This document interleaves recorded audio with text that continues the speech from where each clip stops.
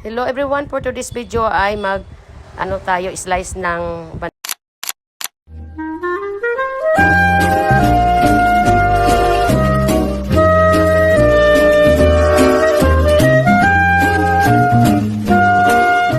banana ng ating pagkain sa ating baboy, no?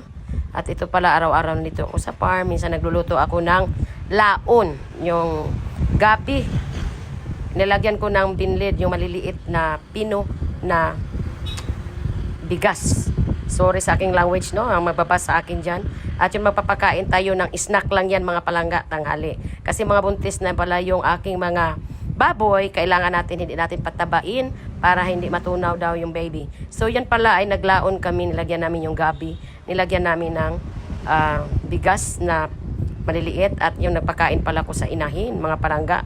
At yung inahin at maraming sabaw para pang ng maraming gatas, at nilagyan ko namin ng papaya at saka gabi dahon at yung paklang, no? So yan, gustong-gusto ng baboy tayo ng pagkain at ako din nagmi-mix. At araw-araw ako kailangan ko monitor. So by the way, mag-apat na pala yung buntis ko na inahin at ito'y nanganak ang isa. So yun mga palangga, salamat sa inyo.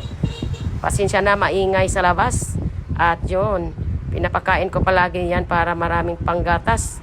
At yun mga palangga, sa ibang baboy na mga inahin at sa butakal, yung lalaking nabibreed ay nagpapakain ako. Sorry, ang pag-video kasi ay sobrang At yun pala yung unexpected na inahin. Yun, nanganak siya ng 6. At ito pala yung pamangkin ko, ay ang nag-alaga sa kanila dalawa, pati yung isang kapatid niya. Ay biglang umulan, nagtatrabaho sila sa aking extension ng aking bahay ng baboy at nagulan masyado. So naghinto kami 3 o'clock, around 3 o'clock yung ulan, no?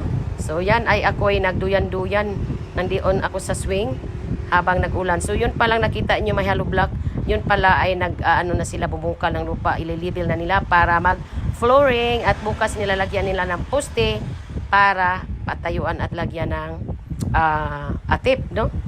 Na sin. At yan pala yung na yan ay yun ang tubig na pinapainom sa mga Yun pala yung sa likuran nakita nyo. Yun pala yung aking fish pan.